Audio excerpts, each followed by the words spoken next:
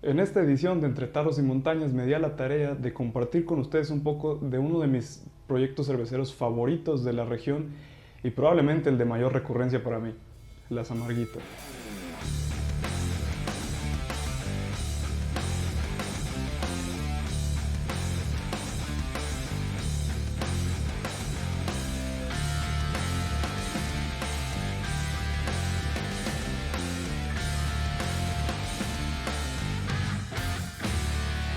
En este programa hablaremos de brewer novato a brewer consolidado con Pablo Puig, fundador y head brewer en Las Amarguitas.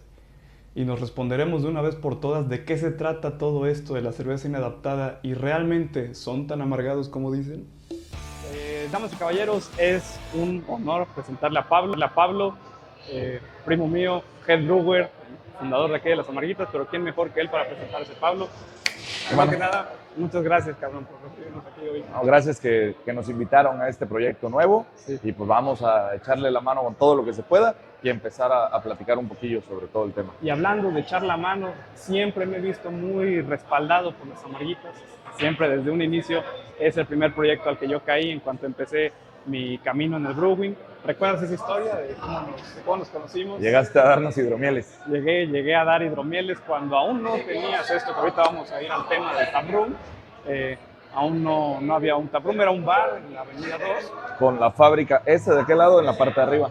Ok, perfecto. Cuéntanos cómo ha cambiado todo desde aquella ocasión que a los 17 años te llevé hidromiel de dudosa procedencia. Pues mira, el tema para nosotros, al haber sido la primer cervecería de Córdoba, haber empezado hace tantos años, como homebrewers hace 14 años prácticamente, 13 años, y ya empezar a vender chela hace 12, digo, de entrada el rubro ha cambiado muchísimo, el panorama para los cerveceros es totalmente diferente, y bueno, nosotros como empezamos en muy chiquito, después cambiamos al equipito al Braumeister de 200 litros, y abrimos el bar abajo en el centro en el 2014, y ya después aquí en el 19 abrimos todo este desmadre. Sí hemos ido viendo cómo ha ido evolucionando la cultura cervecera y los consumidores cómo han ido cambiando. O sea, el gusto de consumidores de hace 10 años, yo me acuerdo al menos aquí en Córdoba, todo era el que llegaba, que se hacía conocedor, pedía stouts. Y ahorita ya te toca un mundo totalmente diferente. Sí, perfecto. Bueno, retomando un poco la historia, me gustaría tocar la historia de cómo nos conocimos. Yo estaba empezando mi proyecto de hidromiel en ese momento, aún no estaba involucrado en la cuestión de hacer cerveza. En ese momento la cerveza se veía muy intimidante para mí. Entonces hice mis primeros lotes de hidromiel, me entero que tú tenías un proyecto de cerveza artesanal, decido ir, te la presento. ¿Qué opinaste en ese momento? ¿Qué viste en el chamaco de 17 años? Vi mucho ímpetu, mucho interés, muchas ganas y un producto bueno, pero con camino a mejorar. Sí, definitivamente. Actualmente te puedo decir, ya hemos probado mis productos recientes, aún tengo un largo camino por recorrer, pero se ha avanzado, Sí, ¿no? sí, sí. En prácticas principalmente, yo creo que lo que más puede mejorar un brewer es en la calidad de tus ingredientes y en las prácticas Sí, que tienes totalmente de acuerdo. en tu proceso, ¿no? Ok, una de las cosas que para mí destaca de Las Amarguitas es esta opción, este concepto de cerveza inadaptada. ¿Por qué cerveza inadaptada? Mira, de origen, cuando abrimos, o sea, cuando empezamos a hacer chela ya para vender, que ya vendíamos en 2012 con las tamaleras que están allá abajo de la cámara, que eran ollas de tamales adaptadas. El tema era que a donde llegábamos a ofrecer el producto fuera, no sé, restaurantes, casas, o sea, porque realmente nosotros empezamos como vendedores de Avon, güey. O sea, íbamos de puerta en puerta ofreciendo nuestro producto. No como ahora que cualquier... No, digo a nosotros, pero cualquier güey que hace chela va a cualquier restaurante y no tienen sellos de Cofepris, no tienen nada y los restaurantes le entran.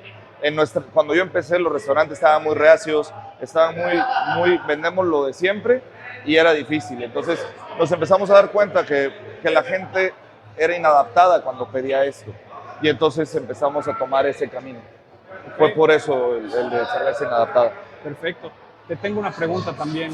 Es polémico en la escena también internacional el tema de ser family y pet friendly. ¿Por qué tomaste este camino? Yo he venido a Las Amarguitas y generalmente hay gente que trae a sus mascotas, siempre perros muy bonitos, así. hay niños. De entrada, porque quisimos romperle su madre al esquema de que la cerveza está peleada con la familia. A mí se me hace como muy de antaño el tema de, ay, es que te tomas una cerveza y eres un alcohólico, ¿no? O sea, eres alguien que va a degustarlas. Entonces, sí fue como que solito el ambiente del lugar se fue prestando a las familias. Y por otro lado, digo, si el logotipo es mi perro, que ya no anda por acá después de 10 años, hijo de su puta madre, no podíamos no aceptar perros. Entonces, sí fue hacer como que también en eso un restaurante diferente. Ah, perfecto, perfecto. ¿Qué tenemos por acá? Ok, ahorita lo que te trajeron fue una Dark Lager. Okay. Es una cerveza, para mí siempre fue súper importante desde que era homebrewer el control de temperatura. Entonces, algo que me gusta mucho es poder controlar lo más que se pueda, si se puede, el 100% del proceso. Y con las lager, yo soy Amarguitas, se llama Amarguitas porque éramos fan de las IPA, somos, pero yo cada que llego a una cervecería lo primero que pruebo es su lager. Si tienen lager limpias, bien hechas, con ningún defecto, quiere decir que hacen bien casi todas las chelas o todas las chelas. Entonces, es nuestra forma de demostrarle al cliente que tenemos chelas súper bebibles con una drinkability muy alto y entonces por eso tenemos nuestra Dark Lager. ¿Es tu carta de presentación? Exacto. Digo, para el que quiera algo tranqui. Si bien es más intenso, está la Don Vergas, está una IPA como la Citra, como la Mosaic, pero en este caso nosotros empezamos haciendo una Viena hace muchos años y de ahí nos fuimos moviendo más hacia lo Munich y por eso tenemos esta Dark Munich. Perfecto. Oye, ¿por qué en la escena internacional, en la cuestión de las lagers, cada vez se ha visto más los fermentadores horizontales? ¿De qué manera esto impacta o es realmente no, te ayuda a la maduración. O sea, los lagering tanks, a mí me gustaría mucho tener uno por acá. Gracias. Porque el tema es que ahí maduras tu chela. O sea, terminas fermentación, mandas a maduración. Acuérdense que el lagering es guardado en alemán, quiere decir que la vamos a tener un rato en reposo. Entonces te ayuda, pero ya pasaste sin levaduras, te ayuda mucho en el proceso y en sacar cervezas más limpias. Nosotros lo que hacemos, por el equipo que tenemos, terminamos fermentación y mandamos al Bright Tank un ratito. Okay. Oye, mencionaste que desde que eres homebrewer controlabas la temperatura. ¿Era con glicol o...? En esa época, cuando éramos homebrewers, eran lotes de 30 litros y compramos un congelador, le pusimos un Inkbird y entonces con eso íbamos controlando. Entonces hacíamos todos los lotes que pudiéramos los más pegados para que fermentaran juntos y después maduraran juntos. Entonces siempre fuiste de lagers. No, siempre fui de ales, pero las ales también se controla la temperatura. Yo estoy peleado con no controlarla. Por ejemplo, cuando teníamos la primera fábrica, la de las tamaleras, hicimos un cuarto, era de 3x3, que habían los dos fermentadores que teníamos. Metimos un aire acondicionado de 36,000 BTUs y entonces poníamos ese para que el cuarto estuviera a 16 grados, 18 grados. Y después bajábamos a barril y mandábamos a madurar en una cámara de enfriamiento a 4 grados. Definitivamente han cambiado mucho las cosas. Actualmente en la escena del homebrewing se apuesta mucho por la fermentación presurizada, como que se le ha ido quitando cierta parte de importancia al control de temperatura. Más que quitársela, se ha intentado rodear el tema del control de temperatura. Las levaduras que Bike, te lo mencioné la otra vez fuera de cámaras, son levaduras como mutantes que al parecer no necesitan control de temperatura. Te voy a ser honesto, nunca las he utilizado, pero he leído cosas maravillosas de ellas. También he leído mucho de ellas. He leído que, por ejemplo, para IPAs funcionan muy bien porque producen más ésteres, más fenoles. La voz, ¿no? Por las temperaturas.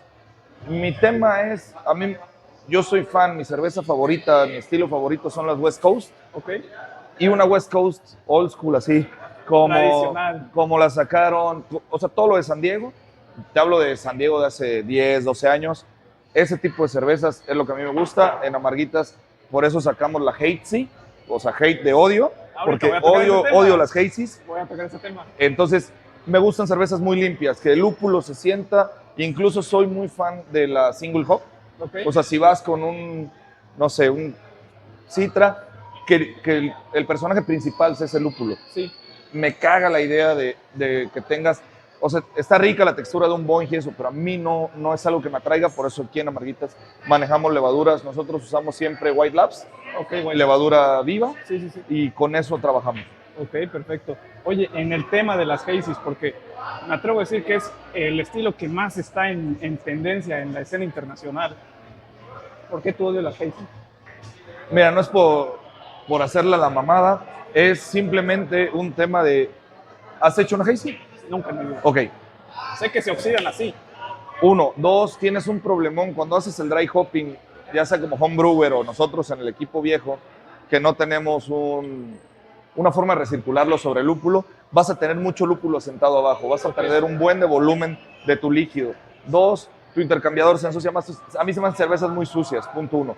Y 2, a mí ese tipo de cervezas no me gusta el tema de la textura, soy más fan de así, súper cristalinas, caramelo, lúpulo y que te puedas echar varias sin bronca. Y la Hazy, por más que está de moda, siento que las Hazy, los Slurry, los Smoothies, todo eso se está enfocando más hacia un público femenino para involucrarlas en el mundo de la chela, que al que le gustaba la IPA, así, la intensidad del lúpulo y ese volumen. Incluso, te soy sincero, a mí las IPAs me encantan, pero no muy alcohólicas. O sea, a mí me gusta una IPA de 5 o 7 grados, se me hace ideal. Sí, porque últimamente las double IPAs y hasta fortificadas, exacto, está loquísimo ese asunto, ¿no? Se me hace algo que te vas a tomar una, pero yo que soy tomador de mucho más rato, siempre he preferido, por ejemplo, la Citra, que es nuestra chela estrella, trae 6.5 de alcohol y con esa nos la podemos llevar toda la tarde chupando y sin bronca. ¿Es una IPA de sesión? No, nuestra Session tiene 3.2. 3.2. Sí, o sea, esta sí es así como agüita con lúpulo. Ok, perfecto. En el tema de las seltzers, ¿qué opinas? Porque eso también es polémico, ¿no? Los hard seltzers, nosotros hacemos alrededor de 1,200 litros al mes. 1,200 litros de hard seltzer al mes. ¿Cómo empezaste? Realmente fue porque vimos que los chavillos tomaban eso, mis sobrinos toman eso, ellos tienen alrededor de 18 años, tal vez más, tal vez menos, y vimos que los tomaban, entonces dije, si los toman los morros, de que tomen algo que no sabemos cómo se hizo, sí. Si lo hago yo, lo empezamos a hacer aquí en Amarguitas y jala muy bien. Es una bebida muy, muy bebible. Afortunadamente siempre han tenido una identidad de mucha innovación, ¿no? De hecho, justo quiero tocar el tema del tap room. Es un concepto que, pues hasta que no empezó el tap room de Amarguitas, era muy foráneo y sigue siendo el único en la ciudad y no veo cerca la apertura de uno nuevo. Entonces, ¿qué importaste la idea del tap room? No, realmente fue, o sea, desde el centro fue, si estamos haciendo chela, qué mejor que venderla a nosotros para poder llegar al cliente, para poder explicárselo. Punto 1. Y 2, ahí controlábamos en esa época más el producto, veíamos cuánto duraba, o sea, fue también para experimentar e ir sacando experimentos, ver qué le gustaba a la gente, qué no le gustaba a la gente. Entonces, sí fue un poco sobre esa idea y fue irnos adaptando a lo que íbamos viendo. Tú que conociste el centro, que era muy chiquito, muy punk, muy con las etiquetas bonito, por todos lados. ¿Te acuerdas cómo te chuleé en el bar esa vez? Pero ya ahorita sí es algo totalmente diferente a esto, que ya es un lugar familiar, o sea, realmente es un espacio para cualquier persona que quiera degustar tanto nuestras cervezas, nuestro hidromiel, nuestros hard seltzers, nuestros destilados. Justamente en el tema de la hidromiel, ¿cómo es que te involucras en la hidromiel? ¿Qué fue lo que te llamó? Mira, COVID nos ayudó mucho a nosotros porque no teníamos muchos quehaceres. Aunque nos fue muy bien, no teníamos mucho que hacer. Y en COVID un amigo me estaba ching y jode, oye, güey, haz hidromiel, y yo lo mandaba a la chingada. Y de repente llega curiosamente mi mamá con unos litros de miel y me dice, oye, mira, tengo estos litros de miel, me los regalaron, a ver si te sirven. Y entonces hicimos el primer lote en 20 litros y se acabó como en un día. Y entonces de ahí vimos que sí era algo que gustaba, nos empezamos a clavar, como te he dicho 1000 veces, yo no soy un clavado del hidromiel, hago el hidromiel que está acá, no tengo ni idea qué estilo de hidromiel es, simplemente tenemos nuestro hidromiel que sale muy bien, se vende muy bien y muy listo. Buena, buenísimo. Gracias. Y lo mismo, buscamos que salga súper limpia, y pues bueno, o sea, realmente es más sobre ese rubro que empezamos ahí en COVID, igual que los destilados. Ok, justamente iba a tocar el tema de los destilados, parece que me lees la mente, cabrón. ¿Cómo fue que, hace cuánto llega el alambique? El alambique nos llegó terminando COVID. Okay. O sea, COVID, como te digo, a nosotros nos fue muy bien porque habían cerrado las cerveceras grandes. En COVID, la primera idea con el alambique chiquito, empezamos a destilar pensando en tener alcohol de origen para alcohol en gel, güey, porque no había, güey. O sea, no había alcohol, ese fue el origen. Cuando nos dimos cuenta que salía muy bueno lo que estábamos haciendo, fermentábamos azúcar, dijimos, oye, no, esto está toda madre. Terminando COVID, teníamos ahí una lanilla y tomamos la decisión de arrancarnos. Ya habíamos hecho pruebas de ginebra durante el COVID y ya ahí nos brincamos al alambique. Justamente el Ginebra me parece que es el primer Ginebra y hasta ahorita único destinado localmente, ¿no? De todo el estado, sí. De todo el estado. Somos los primeros en hacer Ginebra y Bourbon. Ginebra y Bourbon. Así es. Tú también eres de Bourbon. Perfecto. Cuéntame la historia del Ginebra. El Ginebra nace porque estábamos haciendo alcohol, Ajá. como te digo, y pues un día fue así como de, oye, pues el Ginebra nos late, no éramos tan clavados, nos latía la idea de un Ginebra, y pues bueno, pedimos los insumos, se hace un experimento en 20 litros, vimos que salió chido, y pues eso fue lo que tomé todo COVID. Puro Ginebra. Estaba muy caro todo el demás alcohol, entonces cervezas de nosotros y Ginebra de nosotros. Ok. Y recientemente han estado también por el camino del ron, ¿no? Ya tenemos nuestro ron desde hace año y medio. Ok. Este es con melaza de la zona, simplemente que tanto el ron como el bourbon, como puedes ver ahí tenemos las barriquillas. Sí. Nosotros Va a haber tomas de las barricas. metemos a barrica de 50 litros Ok. para que el contacto sea más intenso.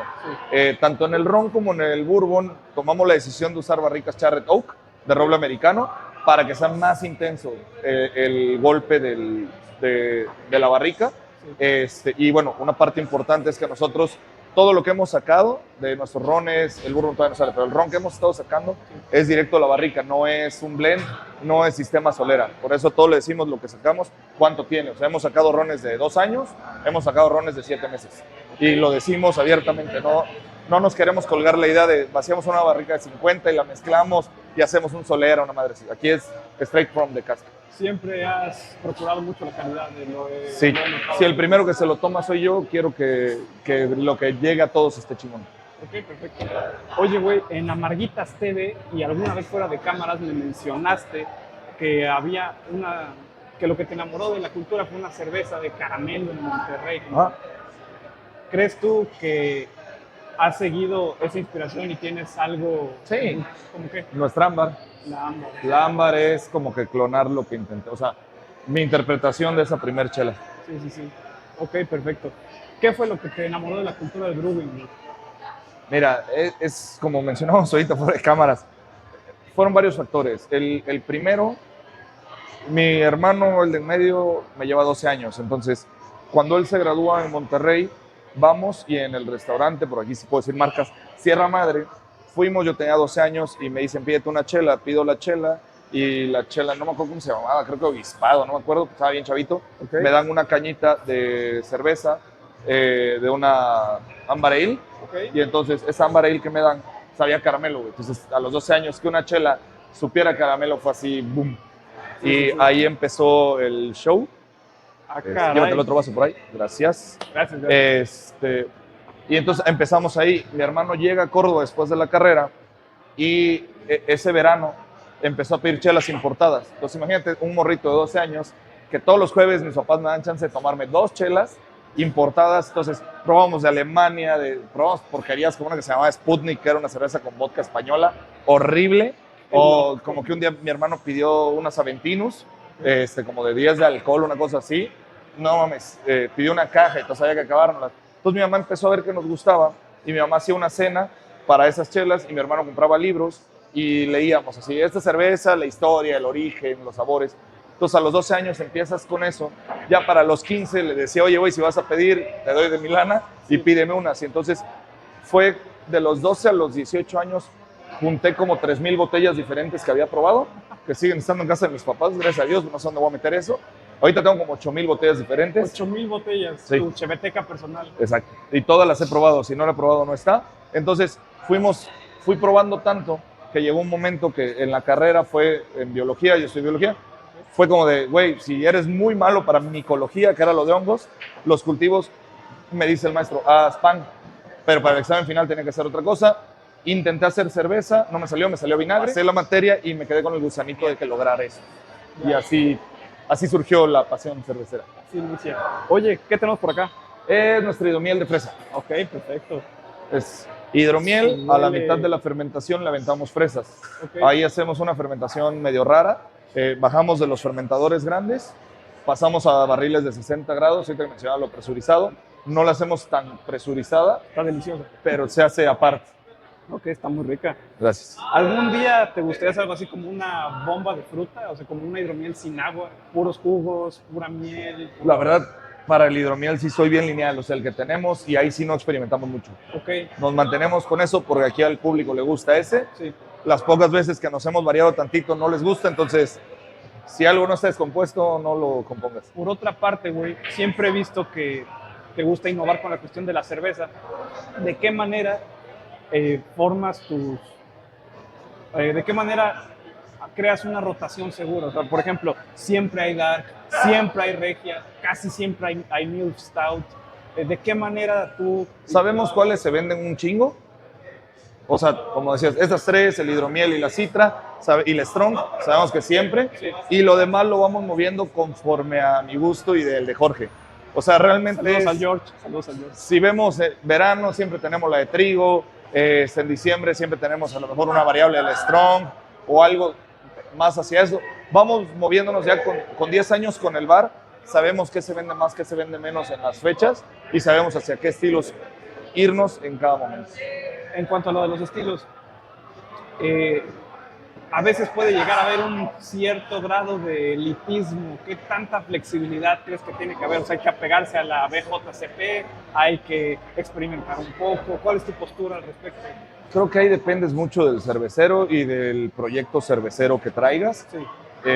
Como homebrewer o si vas a hacer chelas en lotes pequeños para ti, para vender a tus cuates, puedes innovar muchísimo. Sí. Cuando ya estás de este lado, la innovación baja. Nosotros por eso seguimos manteniendo el equipo de 200 litros, porque con ese equipo seguimos manteniendo la parte innovadora, la chela de bombón, la chela de mango, todas las mamadas que hacemos durante el año, la de camote, y por el otro lado tenemos el área de línea, que son los 1200 litros. Ok, perfecto. ¿Qué se siente cuando eres un homebrewer y ser homebrewer se vuelve tu chamba? Cuando el hobby pasa a ser tu trabajo.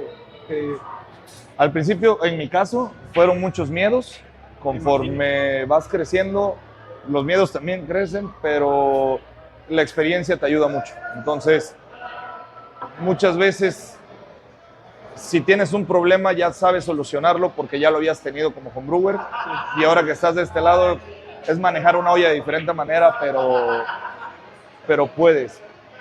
Sí, es diferente, o sea, no que se te apague la mecha, pero la mecha cambia.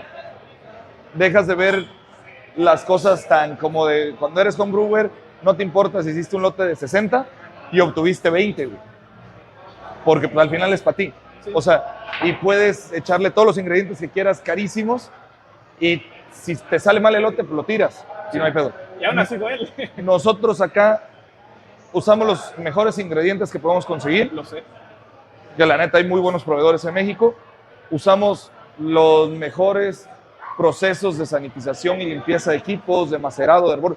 Cuidamos todo. Gracias a Dios nunca hemos tenido que tirar un lote.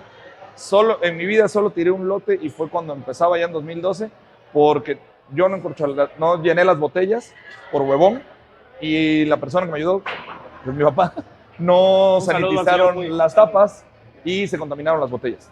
Suele pasar. Es la única vez, te hablo, eso fue en 2012 y de ahí para acá toco madera. Cuidamos mucho el tema de la limpieza, pero sí te vuelves un poco menos, no mucho menos dejado cuando empieza a volverse una profesión. Te vuelves más profesional y menos, en mi caso, cuando era homebrewer a lo mejor dejaba una que otra variante pues no tenía el equipo o a lo que sea. Aquí, o sea, 1 grado es 1 grado, 1 kilo va a ser cuidar que sea 1 kilo, o sea, sí te vuelves mucho más cauteloso, te vuelves más histérico. Por ejemplo, también me imagino que tienes que, si una receta te salió bien, pues tienes que tirarla a que tu gravedad inicial y tu gravedad final coincidan con los lotes anteriores, ¿no? Eso con el tiempo deja de ser algo preocupante porque las cosas te empiezan a salir igual siempre. Más con equipos más estandarizados. Sí. Cuando era homebrewer sí me daba mucho miedo eso. Sí pasa. Ahorita tienes tu dextrosa, ¿no? Porque hace falta. Nunca usé dextrosa. Nunca usaste dextrosa. No, nunca he tenido esos problemas. Okay. O sea, el único problema que tuve alguna vez fue echarle, no tenía la cocoa que siempre usaba para una chela que hacíamos con chocolate y se me ocurrió echarle chocolate Hershey y entonces olía muy rico pero sabía como a hierro por el exceso de multivitamínicos que trae y la levadura no los trabaja bien. Okay. Entonces, en cuanto a hacer cerveza, como se hace chela, nunca he tenido esos temas, no por mamón, sino porque soy muy cuidadoso en el proceso y a lo mejor me puede variar un lote, no sé, de 1.56 a 1.58, algo así. 2 puntos de gravedad. Pero no tienes esa bronca. O sea, nunca he usado extrosa, nunca he usado líquido ese, ¿cómo se llama? El extracto de malta Esas madres, líquido. nunca. Nunca. No, o sea, nosotros siempre somos 100% grano. Eso está muy bien. Sí, ahí igual para nuestro ginebra 100% grano. Órale, qué genial.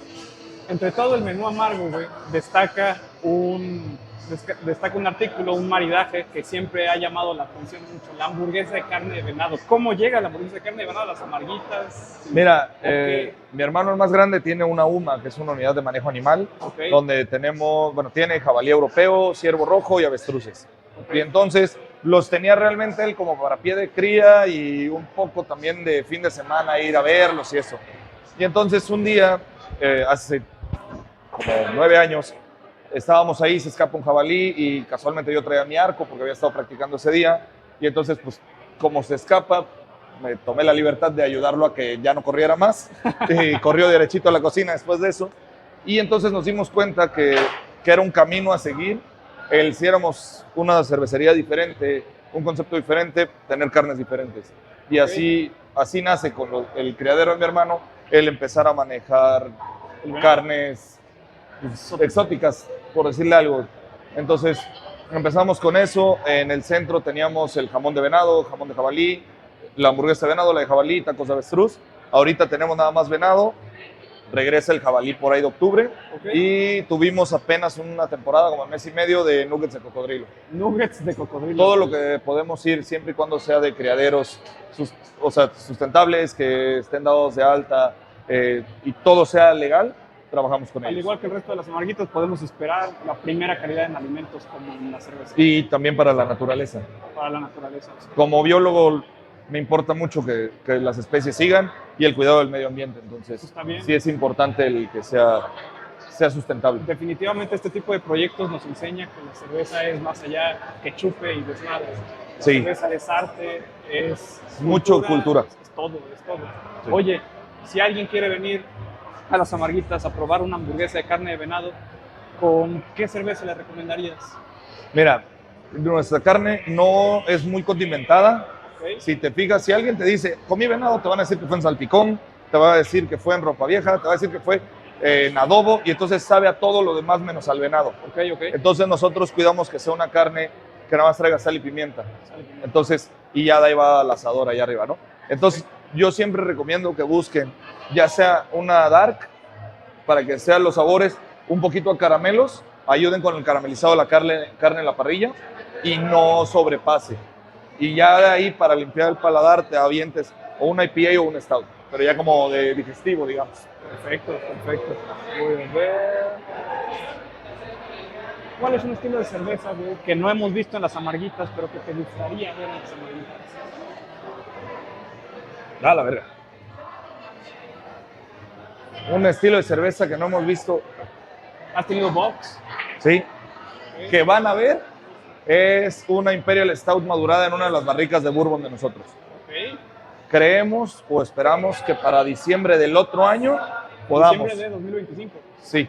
Porque este diciembre bajamos las barricas de bourbon y se van a llenar y queremos dejarlas cuando menos 8 meses y ya después mandarlas en carbonatación. Es un estilo que probablemente vean. Repito, no soy muy fan de las stouts, pero stout con bourbon va perfecto. ¿Por qué? Me gusta mucho el café, me gusta mucho la chela. Pero juntos... Juntos no soy fan. Me gusta mucho las Baltic Porter. Acabas de tener una en colaboración con los chicos de Cervecería Brújula, ¿no? Y Cervecería Cholula, exacto. O sea, la Baltic Porter me gusta mucho. Las stout a veces se me hacen un poquito too much. Me gusta mucho la Baltic Porter. Había una, ya no llega a México, no sé si siga, Cosmic Ristretto de Cervecería Green Flash. Es yo creo que la única cerveza oscura que entra en mi top 10. Es muy, muy bueno. Perfecto.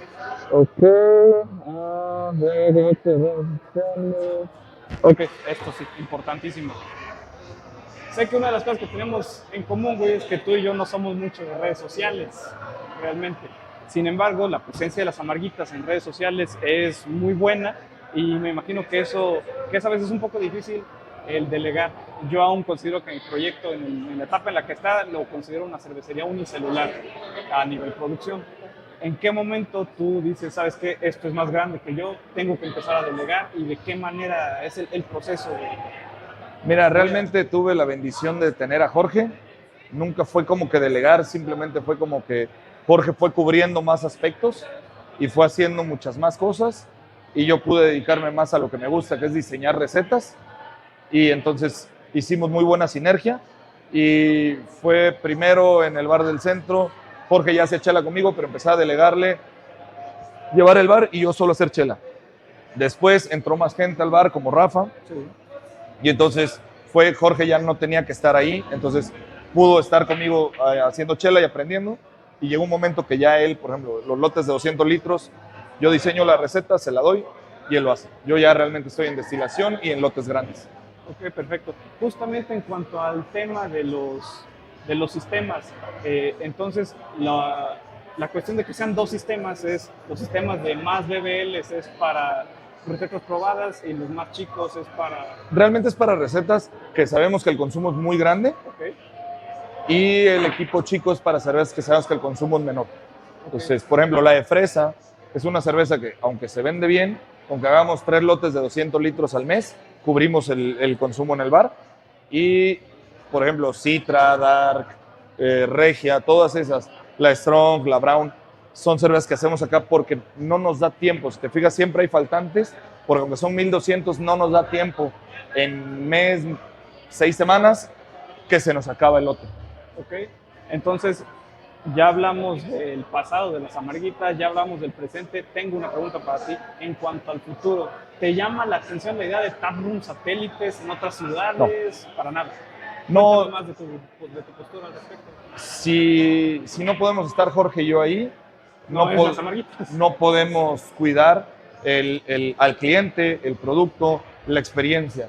Amarguitas no está pensado para que lleven camiones de dinero, sino está pensado como fue en su origen, un pionero, y ir abriendo camino a otras cervecerías por la calidad de nosotros.